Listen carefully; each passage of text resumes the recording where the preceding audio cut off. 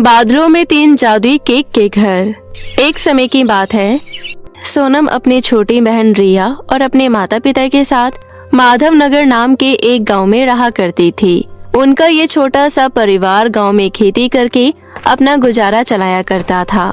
लेकिन एक दिन अचानक एक महामारी के कारण सोनम के माता पिता की मृत्यु हो जाती है।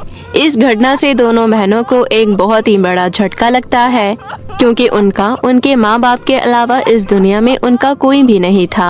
अपने माँ बाप को खो देने के बाद दोनों बहुत ही अकेली हो जाती है। सोनम जानती थी कि वो बड़ी है और उसे अपनी छोटी बहन को संभालना है, इसलिए वो खुद को और अपनी छोटी बहन को संभालती है। कुछ दिन ऐसे ही बीत जाते हैं। पैसों की कमी के कारण रिया अब स्कूल भी नहीं जा पा रही थी। ऐसे ही एक दिन रिया सोनम से कहती है, दीदी मुझे स्कूल जाना है। मेरी सारी सहेलियां मुझे चिढ़ाती हैं और कहती है कि मैं स्कूल नहीं जा रही हूँ, इसलिए मैं अनपढ़ रह जाऊंगी और अनपढ़ लोगों का कोई भविष्य नहीं होता। मैं जानती हूँ रिया, तू स्कूल जाना चाहती है, पर तेरी फीस भरने के लिए मेरे पास पैसे नहीं है।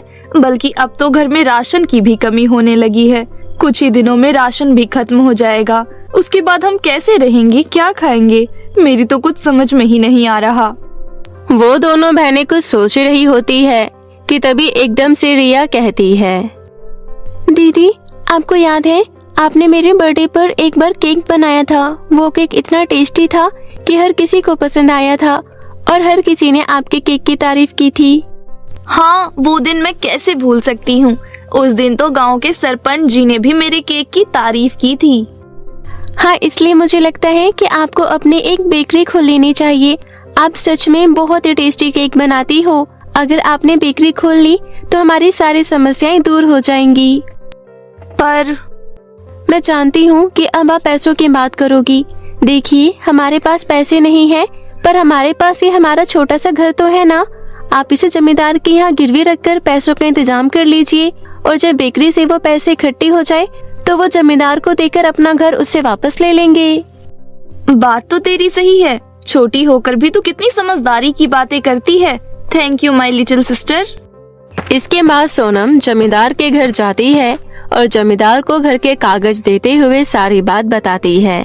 जिसके बाद जमींदार कहता है, देखो सोनम, मैं तुम्हें अभी ही सारी चीजें साफ साफ बता देना चाहता हूँ। जितना जल्दी हो सके उतना जल्दी अपने घर के कागज छुड़वा लेना, वरना 1 साल के बाद तुम्हारा घर मेरे कब्जे में हो जाएगा। सोनम पहले थोड़ा हिचकिचाती है, लेकिन फिर अपनी बहन की बातों को याद करके घर गिरवी रखने के लिए हामी भर देती है और फिर जमींदार से पैसे लेकर घर आ जाती है। उन पैसों से सोनम एक बेकरी खोलती है और घर का राशन भी ले आती है और साथ ही साथ उन्हीं पैसों से वो रिया की स्कूल की फीस भी भर देती है, जिससे रिया फिर से स्कूल जाने लगती है। सोनम की बेकरी के ही सामने एक मालती नाम की औरत की बेकरी भी थी। पूरे गांव में केवल उसी की एक बेकरी थी, जिस वजह से सभी लोग उसकी दुकान से ही केक खरीदा करते थे। मालती को सभी जानते भी थे और उसके केक से वाकिफ भी थे और गांव के बहुत सारे लोग उसके रेगुलर कस्टमर थे। इसलिए सोनम की बेकरी मालती की बेकरी के आगे चल नहीं पा रही थी। कुछ दिन ऐसे ही बीत जाते हैं, लेकिन सोनम की बेकरी बिल्कुल भी नहीं चलती।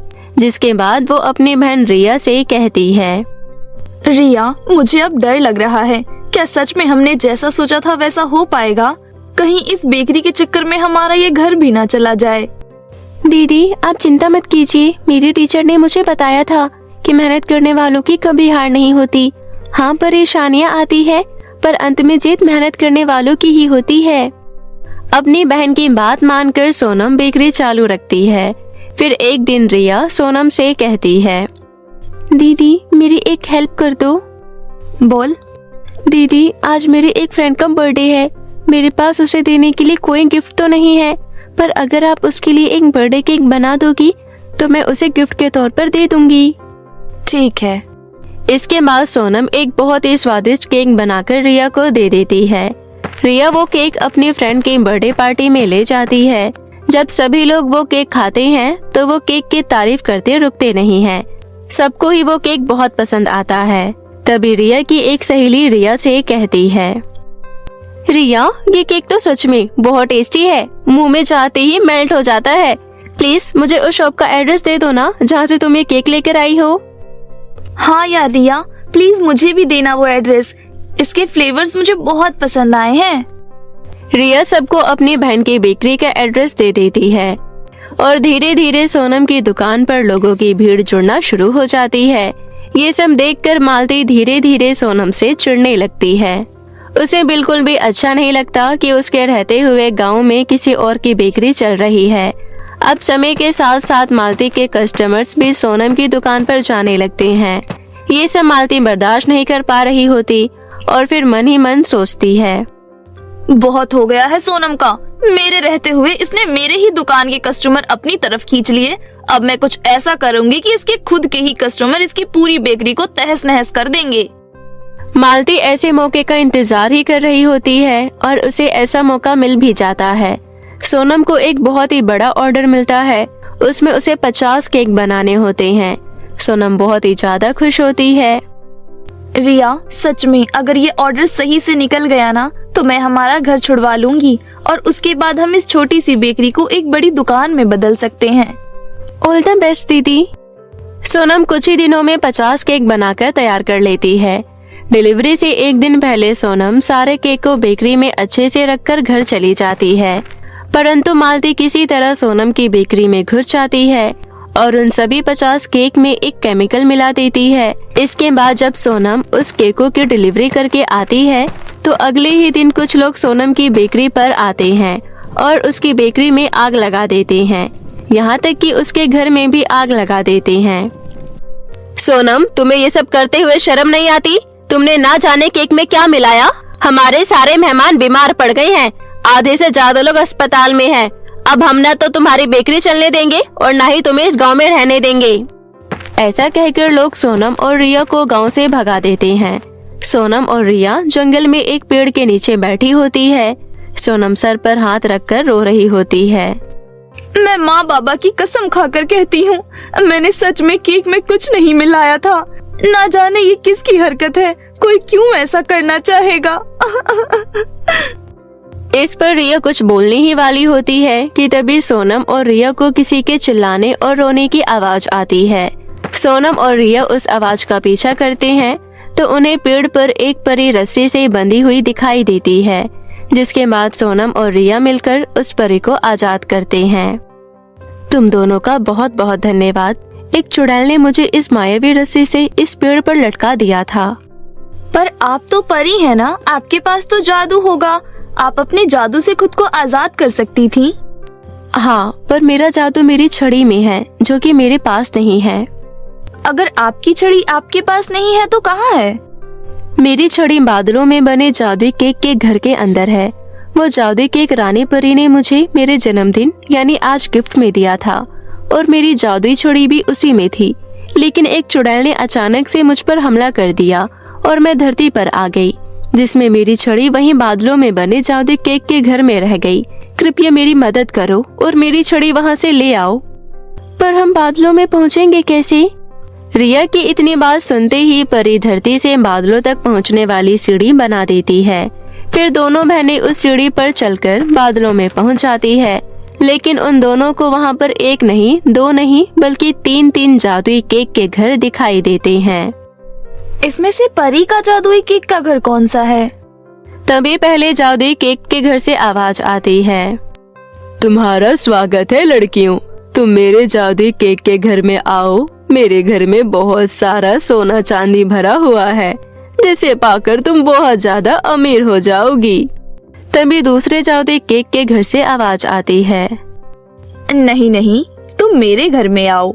मेरे घर में आते ही तुम्हें शानो शौकत सब प्राप्त हो जाएगी। तभी आखिरी जादुई केक का घर कहती है, मैं जानती हूँ यहाँ पर तुम नटखट परी की जादुई छड़ी लेने आई हो। वो मेरे घर के अंदर है, तुम जल्दी से जाकर उन्हें वो छड़ी दे दो। पर हाँ, ऐसा करने पर तुम्हें कुछ भी प्राप्त नहीं होगा, इसलिए फैसला तुम्हारा है। सोनम कुछ देर सोचती है और फिर कहती है, उस परी ने हम पर विश्वास किया है, हम उसका विश्वास नहीं तोड़ सकते, इसलिए हम आखिरी वाले जादुई केक के घर में जाएंगे। सोनम के ऐसा कहते ही पहले 2 जादुई केक के घर गायब हो जाते हैं। इसके बाद सोनम परी की छड़ी लेकर वापस धरती लोक पर आ जाती है। उसे सारी कहानी बताती है, जिसके बाद परी कहती है, शाबाश, अच्छा हुआ तुमने गलत नहीं किया। वो दोनों जादुई केक के घर मायावी थे, जो कि चुड़ैल के बनाए हुए थे। अगर तुम दोनों उनमें से किसी एक घर में भी चली जाती तो तुम कभी वापस नहीं आ पाती। नटखट परी वापस से छड़ी पाकर बहुत खुश होती है और फिर खुश होकर सोनम और रिया से कहती है, तुम दोनों का बहुत बहुत धन्यवाद, तुमने मेरी काफी मदद की है। जब तुम बादलों में गई थी तब मैंने यहाँ रहकर तुम्हारी सारी कहानी पता कर ली है। मैं जानती हूँ तुम्हारे पास रहने को घर नहीं है और न ही खाने को खाना है, और मैं ये भी जानती हूँ कि तुम्हारे केक के साथ जो गलत हुआ था वो किसने किया है। इसलिए मैं तुम्हें अपना जादुई केक का घर उपहार के रूप में देती हूँ। उस घर में तुम रह भी सकती हो, उस घर से तुम्हें खाना भी मिल जाएगा और साथ ही साथ उस घर की मदद से तुम लोग गांव वालों को सारी सच्चाई दिखा सकते हो। लेकिन उससे पहले तुम्हें उस घर में जाकर खुद देखना होगा कि आखिरकार सच्चाई है क्या। इसके बाद परी अपनी छड़ी घुमाती है और वहाँ पर परी का जादुई केक का घर प्रकट हो जाता है। इसके बाद सोनम और रिया उस घर में जाती है। उस घर में जाते ही उन्हें मालती की हुई सारी हरकत का पता चल जाता है। फिर बाहर आकर सोनम और रिया परी का धन्यवाद करते हैं, जिसके बाद परी वापस से परी लोग चली जाती है। सोनम और रिया गांव में आकर लोगों को सारी सच्चाई दिखाते हैं, जिसके बाद लोग मालती का तिरस्कार करके उसे गांव से भगा देते हैं और फिर सोनम और रिया से माफी मांगकर उन्हें वापस से गांव में बसा लेते हैं। जिसके बाद सोनम फिर से गांव में एक बेकरी खोलती है और अपना सपना पूरा करती है। जादुई 2 लिपस्टिक का जादू। किसी शहर में सोहा अपने चाचा चाची के साथ रहती थी। सोहा के पिता की मौत जब हो गई थी जब सोहा केवल 5 वर्ष की थी। 3 साल बाद सोहा की माँ की भी मृत्यु हार्ट अटैक से हो जाती है। इसलिए उसकी माँ के मौत के बाद उसके चाचा चाची उसे अपने घर ले आए थे। सोहा बहुत ही समझदार लड़की थी। सोहा के चाचा चाची उसे बहुत प्यार करते थे, लेकिन उनकी एक बेटी थी जिसका नाम अमीशा था। अमीशा सोहा को बिल्कुल पसंद नहीं करती थी, क्योंकि अमीशा दिखने में खूबसूरत थी और सोहा नहीं थी। एक दिन सोहा किसी काम से अमीशा के कमरे में जाती है। तभी उसे देखकर अमीशा कहती है, काली बंदरिया, तू मेरे कमरे में क्यों आई है? तुझे कितनी बार बोला है मेरे कमरे में मत आया कर, लेकिन फिर भी अपना काला साया लेकर मेरे कमरे में आ जाती है। कहीं तू मेरे कमरे में मेरी लिपस्टिक तो चुराने नहीं आई थी? नहीं अमीशा, बिना सोचे समझे तुम ये क्या बोल रही हो? मुझे अच्छे से पता है कि तुमने अपने कमरे में मुझे आने से मना किया है, लेकिन हम दोनों एक ही घर में रहते हैं, इसलिए एक दूसरे के सामने आ जाते हैं। और हाँ, तुम्हारे कमरे में मैं इसलिए आई थी क्योंकि चाची जी ने कहा था कि तुम्हारे कमरे में उनकी अलमारी की चाबी रह गई है, इसलिए वही चाबी लेने आई थी। पता नहीं तेरे माँ बाप तेरे को छोड़कर हमारे सिर पर क्यों चले गए। पता नहीं तूने मेरी मम्मी पापा पर कौन सा काला जादू कर रखा है, जो वो दोनों भी तुझे इतना प्यार करते हैं और हमेशा तेरा नाम ही लेते रहते हैं। सोहा रोते हुए वहाँ से अपनी चाची के पास चली जाती है। सोहा को रोते हुए देख उसकी चाची सुजाता कहती है, अरे बेटा, तुम रो रही हो, लगता है अमीशा ने फिर से तुम्हें कुछ कहा है। ये लड़की कभी अपनी हरकतों से बाज नहीं आ सकती। बेटा, उसकी बातों को दिल से मत लगाना। सोहा अपनी चाची की बात समझ जाती है और अपने कमरे में पढ़ाई करने चली जाती है। अगले दिन सोहा स्कूल जाती है। तभी रास्ते में उसे कुछ भूखे लोग मिलते हैं और वो उसे खाना खिलाने लगती है। अमीशा अपने दोस्तों के साथ वहाँ आती है और बोलती है, देखो देखो दोस्तों, ये काली अपने जैसे लोगों की मदद कर रही है। हाँ अमीशा, ऊपर से इतनी खुश नजर आ रही है कि मानो ये लोग इसके घर वाले हो। तुम सब अपनी क्लास तो लेते नहीं हो और स्कूल आकर भी ऐसे घटिया हरकतें करते हो। मेरा मजाक बनाकर तुम्हारे पेपर में अच्छे नंबर तो नहीं आ जाएंगे, इसलिए जाकर पढ़ाई करो, बकवास सब कर लेते हैं। सोहा की बात सुनकर अमीशा और उसके दोस्तों को बहुत गुस्सा आता है और वो सब वहाँ से चले जाते हैं। थोड़ी देर बाद छुट्टी हो जाती है और दोनों घर आ जाते हैं। सुजाता कहती है, अमीशा, कल तुम्हारे पापा के बेस्ट फ्रेंड की बेटी का बर्थडे है और हम सबको वहाँ जाना है। मैं सोच रही थी कि तुम्हारे लिए कुछ कपड़े ले आऊं, इसलिए तुम मुझे बता दो तुम्हें क्या चाहिए। सोहा, तुम भी बता दो कि तुम्हें किस कलर के कपड़े चाहिए। अरे मम्मी, आप इस काली कलोटी बंदरिया से क्या पूछ रही हो? ये काली है, इस पर कोई कलर नहीं जच सकता। वैसे भी मैं तो कहती हूँ इसे बर्थडे पार्टी में लेकर जाने की कोई जरूरत नहीं है। अगर ये गई तो हमारा मजाक बन जाएगा। अमीशा, बच्चे समझकर मैं तुम्हें कुछ नहीं कहती। इसका मतलब ये नहीं कि तुम कुछ भी बोलती चली जाओगी। सोहा भी इस घर के सदस्य है और वो हमारे साथ जाएगी। अगर तुम्हें इतनी ही बेइज्जती सोचकर बुरा लग रहा है तो तुम मत जाओ। मम्मी, आप हमेशा मुझे इसकी वजह से डांटती रहती हो। अब तो मुझे लगने लगा है कि मैं आपकी बेटी हूँ ही नहीं। इतना बोलकर अमीशा गुस्से से वहाँ से चली जाती है। अमीशा के जाने के बाद सोहा अपनी चाची से कहती है, चाची जी, आपने अमीशा को इतना डांटा, देखा ना वो कैसे वो गुस्से से अपने कमरे में चली गई। आपको इस तरह से उसे नहीं डांटना चाहिए था। अब देखना, खाना भी नहीं खाएगी। अगर खाना नहीं खाई तो उसकी सेहत खराब हो जाएगी। वैसे भी उसने कुछ गलत नहीं कहा। मैं इतनी काली हूँ, अगर मैं पार्टी में गई तो सब मेरा बहुत मजाक बनाएंगे। नहीं सोहा, अगर आज मैं उसे कुछ नहीं बोलती तो वो और ज्यादा सिर पर चढ़ती। आज तुम्हारा मजाक उड़ाती है तो बाहर कभी किसी और को उड़ाएगी। इतना बोलकर सुजाता शॉपिंग करने जाती है और अमीशा और सोहा के लिए कपड़े ले आती है। सुजाता अमीशा को मना लेती है और अगले दिन सब बर्थडे पार्टी में जाते हैं। पार्टी में आई सभी लड़कियां सोहा को देखकर बहुत हंसती है।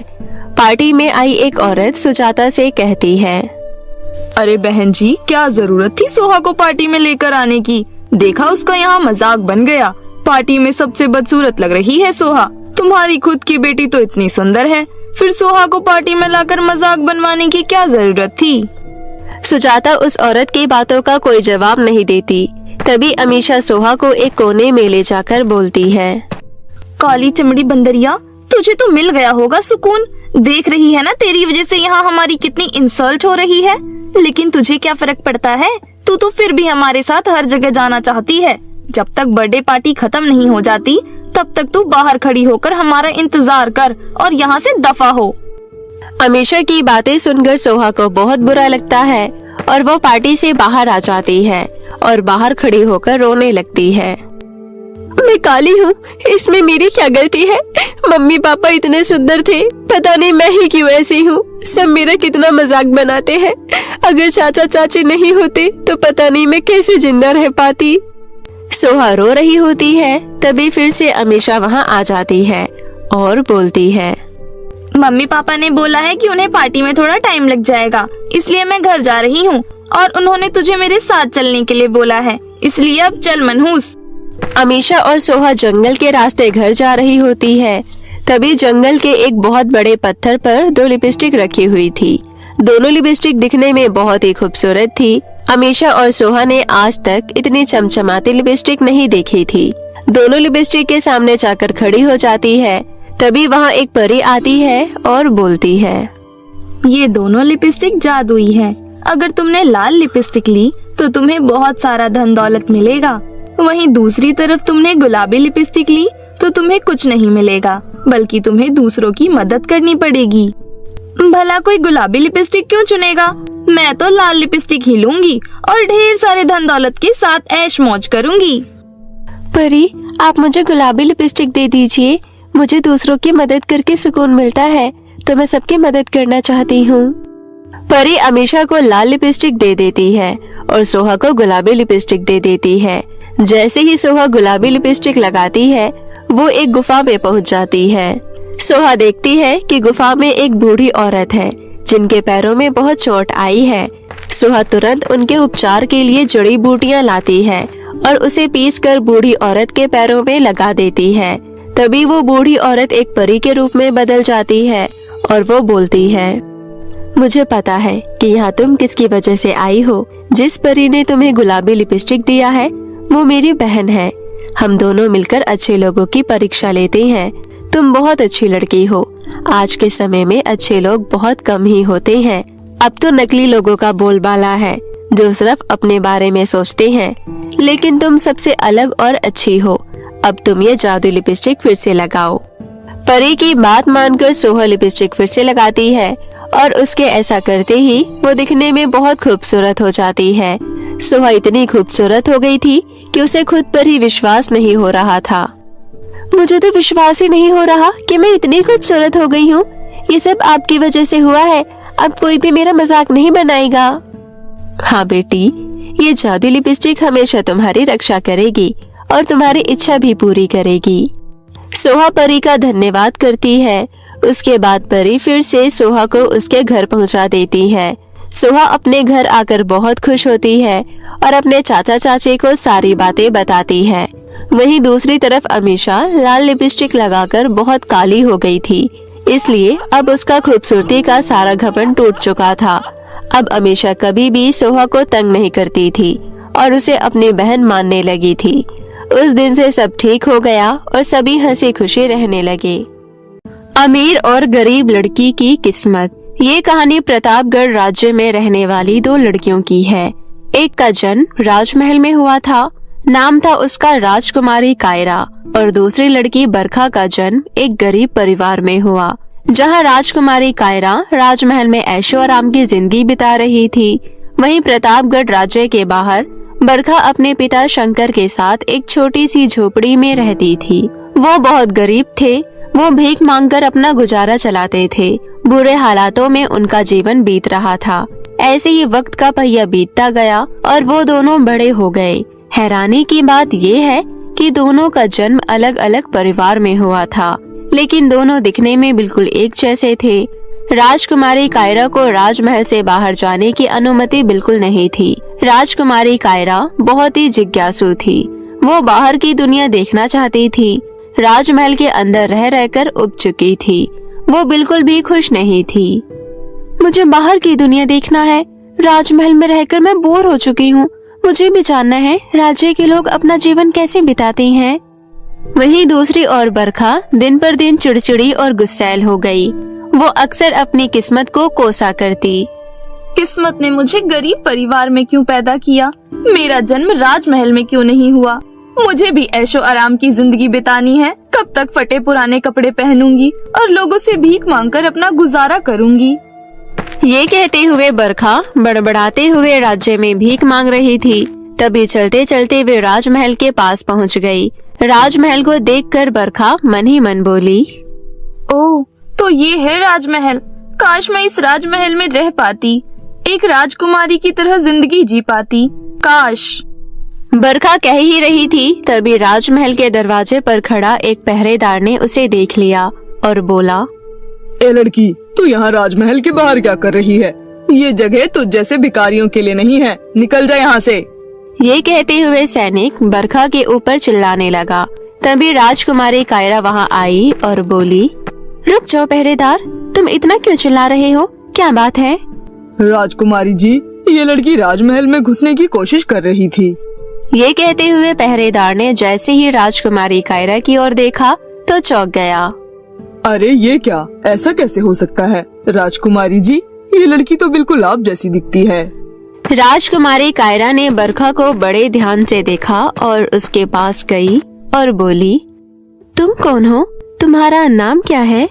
मेरा नाम बरखा है राजकुमारी जी। मैं तो बस राजमहल को निहार रही थी, क्योंकि मैंने इतना सुंदर राजमहल पहली बार देखा है। मेरा कुछ भी गलत करने का इरादा नहीं था। अपनी हम शक्ल को देखकर राजकुमारी कायरा बहुत उत्साहित हुई और वो बरखा को बड़े प्यार से राजमहल के अंदर ले गई। उसे ढेर सारी बातें की और स्वादिष्ट भोजन खिलाया। धन्यवाद राजकुमारी। मुझे तो अभी भी विश्वास नहीं हो रहा कि मैं आपके साथ भोजन कर रही हूँ। आपसे मिलकर मुझे बहुत खुशी हुई। आप सच में बहुत अच्छी हो। मैंने इतने सालों बाद आज पहली बार भरपेट भोजन खाया है। आपका बहुत बहुत धन्यवाद।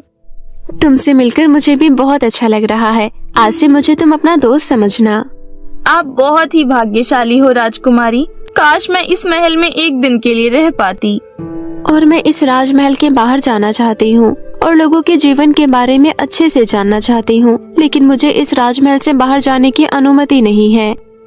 ये कहते हुए राजकुमारी कायरा उदास होते हुए सोच में डूब गई। फिर अचानक उसकी आंखें खुशी से चमक उठी। अरे वाह, मेरे पास एक बहुत अच्छी तरकीब है। हम दोनों एक जैसे दिखते हैं, क्यों ना हम अदला बदली कर ले? मतलब? मैं कुछ समझी नहीं। मतलब कि तुम राजकुमारी बन जाओ और मैं तुम्हारा वेश लेकर महल से बाहर चली जाऊंगी। इस तरह हम दोनों अपनी इच्छा पूरी कर लेंगे। बरखा ये सुनकर बहुत खुश हो गई। फिर दोनों ने आपस में अपनी वेशभूषा बदल ली। राजकुमारी कायरा एक गरीब लड़की में बदल गई, वहीं बरखा ने राजकुमारी की वेशभूषा पहनी।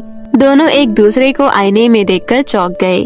उसके बाद राजकुमारी कायरा बरखा से विदा लेते हुए बोली, बरखा, मेरी अनुपस्थिति में किसी को सच्चाई का पता लगने मत देना, ठीक है? मैं कुछ दिनों में वापस लौट आऊंगी। ठीक है राजकुमारी, आप बिल्कुल भी चिंता मत कीजिए। उसके बाद राजकुमारी कायरा ने शाही चिन्ह लिया और फटे पुराने कपड़ों में महल से बाहर निकली। यहाँ तक कि राजमहल पहरेदारों ने भी राजकुमारी कायरा को नहीं पहचाना। उन्होंने सोचा ये वही गरीब लड़की है जिसे राजकुमारी कायरा अपने साथ अंदर ले गई थी। राजकुमारी कायरा मुस्कुराते हुए राज्य से दूर बसी बस्ती में गई। उन्होंने पहली बार बाहर का जीवन देखा। राजकुमारी कायरा ने बहुत से ऐसे लोगों को देखा जिनके पास ना तो खाने के लिए खाना था, ना रहने के लिए घर। ये देख राजकुमारी कायरा दुखी होते हुए बोली, हमारे राज्य में इतने गरीब लोग हैं, मुझे इन्हें देखकर बहुत अफसोस हो रहा है। मैं राजमहल में कितना खाना ऐसे ही बर्बाद कर दिया करती हूँ और यहाँ लोग भूखे प्यासे तड़प रहे हैं। ये कहते हुए कायरा जैसे ही कुछ कदम आगे बढ़ी, तभी बरखा के पिता शंकर राजकुमारी कायरा को अपनी बेटी बरखा समझकर बोले, अरे बरखा बिटिया, तुम कहाँ चली गई थी? देखो, आज मैंने भीख में कितने सारे पैसे कमाए। चलो घर चलते हैं, आज पेट भरकर बढ़िया खाना खाएंगे। ये कहते हुए शंकर राजकुमारी कायरा को अपने साथ घर ले गया। वहीं दूसरी ओर बरखा खुशी खुशी राजमहल में एक राजकुमारी का जीवन बिता रही थी। उसे हर रोज स्वादिष्ट स्वादिष्ट खाना और बेशकीमती कपड़े पहनने को मिलता था। ऐसे ही कुछ दिन बीत गए। धीरे धीरे बरखा का स्वभाव बदल गया। उसके मन में सदा के लिए राजकुमारी कायरा बनकर रहने का लालच आ गया। इससे पहले कि राजकुमारी कायरा वापस महल लौट आए, मुझे कुछ करना होगा। उसे राजमहल से हमेशा के लिए निकालना होगा, तभी मैं यहाँ आराम से राजकुमारी बनकर अपना पूरा जीवन बिता सकती हूँ। फिर राजकुमारी कायरा बने रहने के लिए बरखा ने एक षड्यंत्र रचा। उसने बस्ती में रहने वाली रानी नाम की लड़की को महल में बुलाया। रानी असल में भीख मांगने के साथ साथ छोटी मोटी चोरियां किया करती थी और वो बरखा की दोस्त थी। बरखा अपनी योजना के बारे में बताते हुए रानी से बोली, रानी, तुम्हें मेरी हमशक्ल को ढूंढना होगा। उसके पास शाही चिन्ह है, उसे चुराकर तुम्हें मुझे देना होगा। उसके बदले मैं तुम्हें ढेर सारे सोने के सिक्के दूंगी। सोने के सिक्कों की बात सुन रानी ने फौरन हाँ कर दी और वो तुरंत ही राजकुमारी कायरा की तलाश में निकल पड़ी। कुछ दूर बस्ती में रानी को राजकुमारी कायरा दिखाई दी, जो वापस राजमहल की ओर आ रही थी। तभी बड़ी ही फुर्ती से रानी राजकुमारी कायरा के हाथों से बैग चुराकर वहाँ से भाग गई। अरे रुक जाओ, मेरा बैग चुराकर कहाँ भाग रही हो? उसमें मेरा शाही चिन्ह है, मुझे मेरा बैग वापस लौटा दो, रुक जाओ। राजकुमारी कायरा ने काफी देर तक रानी का पीछा किया, लेकिन वो कुछ ही देर में आंखों से ओझल हो गई। ओह, मेरा शाही चिन्ह चोरी हो गया, अब क्या करूं? पिताजी से कहकर अपने लिए दोबारा बनवा लूंगी। अब मैं राजमहल वापस लौट जाती हूँ। ऐसा सोचकर राजकुमारी कायरा जैसे ही वापस राजमहल के दरवाजे पर पहुँची तो पहरेदारों ने उसे अंदर जाने से रोक दिया। रुक जाओ, तुम अंदर नहीं जा सकती लड़की। ये तुम क्या कह रहे हो? मुझे अंदर जाने दो, मैं राजकुमारी कायरा हूँ। बड़ी आई, अपने आप को राजकुमारी कहने वाली। शक्ल देखी है कभी आईने में? बेकारिन कहीं की, चल जा यहाँ से। नहीं, मैं नहीं जाऊंगी। मैं राजकुमारी कायरा हूँ और जो अंदर राजमहल में है वो मेरी हमशक्ल गरीब लड़की है जो बस्ती में रहती है। उसे बाहर बुलाओ, उसे सब सच मालूम है। ये कहते हुए राजकुमारी कायरा पहरेदारों से लड़ने लगी। तभी शोरगुल सुन राजा प्रताप सिंह और राजकुमारी के भेष में बरखा भी बाहर आई। राजा प्रताप सिंह बरखा और राजकुमारी कायरा को एक साथ देख चौंक गए। अरे ये क्या? ये लड़की तो बिल्कुल राजकुमारी कायरा की तरह दिखती है। पिताजी, मैं ही राजकुमारी कायरा हूँ और जो इतने दिनों से महल में रह रही है उसका नाम बरखा है।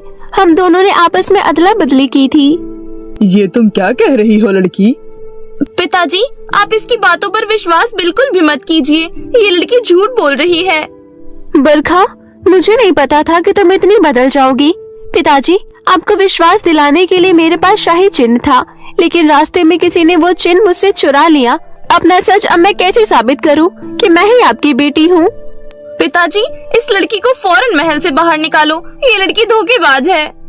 मैंने तुम पर कितना विश्वास किया था बरखा, लेकिन तुमने भरोसे का फायदा उठाया। ये तुमने अच्छा नहीं किया। मेरी हमशक्ल होने का फायदा उठाना चाहती हो? तुम्हें कड़ी से कड़ी सजा मिलेगी। पिताजी, इसे कारावास में डाल दो। नहीं पिताजी, आप बिना सच्चाई का पता लगाए किसी निर्दोष को दंड नहीं दे सकते। ये इस राज्य का उसूल है। मुझे तो कुछ समझ नहीं आ रहा। आखिर मेरी बेटी राजकुमारी कायरा तुम दोनों में से है कौन? पिताजी, मेरे पास एक तरकीब है। मैं सच्चाई सामने लाने के लिए बरखा के पिता को महल में बुलाना चाहती हूँ। नहीं पिताजी, आप इस लड़की की बातों में मत आना। ये लड़की अपने पिता के साथ मिलकर कोई षड्यंत्र रच रही है।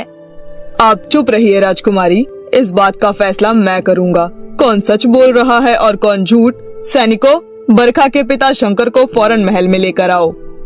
कुछ देर बाद सैनिक बरखा के पिता शंकर को महल में ले आए। उसके बाद राजा प्रताप सिंह ने शंकर से कहा, क्या तुम बता सकते हो इन दोनों में से तुम्हारी बेटी बरखा कौन है? मेरी बेटी बरखा के दाहिने पैर में बचपन से ही काला निशान है, पर मेरी बेटी कायरा के पैरों में ऐसा कोई निशान नहीं है। अब तुम दोनों जल्दी से अपना पैर दिखाओ, अभी फैसला हो जाएगा कौन सच कह रहा है और कौन झूठ। जब दोनों ने अपने पैर दिखाए तो सच्चाई सबके सामने थी। अब बरखा के सामने अपनी गलती मानने के अलावा कोई चारा नहीं था। वो रोते हुए माफी मांगने लगी। मुझे माफ कर दो राजकुमारी कायरा। जब आपने मुझे अपनी राजकुमारी की वेशभूषा पहनने को दी तो मैं अपने आप को बहुत ही भाग्यशाली समझने लगी। बेशकीमती कपड़े और स्वादिष्ट पकवान, राजमहल की शानो शौकत देखकर मेरे मन में लालच आ गया था, इसलिए मैंने ऐसा किया। मैं हमेशा के लिए राजकुमारी कायरा बनकर महल में रहना चाहती थी। सैनिकों, देख क्या रहे हो? इस कपटी को फौरन कारावास में डाल दो। रुक जाइए पिताजी, बरखा को माफ कर दीजिए। इसमें इसकी कोई गलती नहीं। मुझे इसके बारे में सब पता है। वो बहुत गरीब है। राज्य के पास एक गरीब बस्ती है जहाँ पर ये रहती है। वहाँ के लोगों के पास ना तो खाने के लिए खाना और ना ही रहने के लिए जगह। बड़ी ही बुरी मुसीबत में लोग अपना जीवन गुजार रहे हैं। पिताजी, कृपया कर इसे क्षमा कर दीजिए। राजकुमारी कायरा, आप बहुत ही अच्छी हैं। मैंने आपके साथ गलत करना चाहा, फिर भी आप मुझे बचा रही हैं। सच में आप बहुत दयालु हो। अब तुम अपने पिताजी के साथ घर लौट जाओ और नई सिरे से जिंदगी की शुरुआत करो। ये कहते हुए राजकुमारी कायरा ने बरखा को अपना जीवन नए ढंग से शुरू करने के लिए खुशी खुशी राजमहल से विदा किया। राजा प्रताप सिंह ये जानकर चौंक गए कि उनकी राजकुमारी बेटी इतने दिनों तक गरीब बस्तियों में घूमती रही और वहाँ का जीवन अनुभव किया। राजकुमारी कायरा ने अपने पिताजी के साथ मिलकर राज्य के गरीब और पिछड़े क्षेत्र के लोगों के विकास के लिए कार्य किया। धीरे धीरे उन लोगों की जिंदगी भी पहले से बेहतर हो गई। इस तरह सब कुछ ठीक हो गया। फिर कुछ दिनों बाद राजा प्रताप सिंह ने राजपाट संभालने की सारी जिम्मेदारी राजकुमारी कायरा के हाथों में सौंप दी। आगे चलकर राजकुमारी कायरा को एक प्रसिद्ध और दयालु महारानी के नाम से पूरे देश में जाना गया।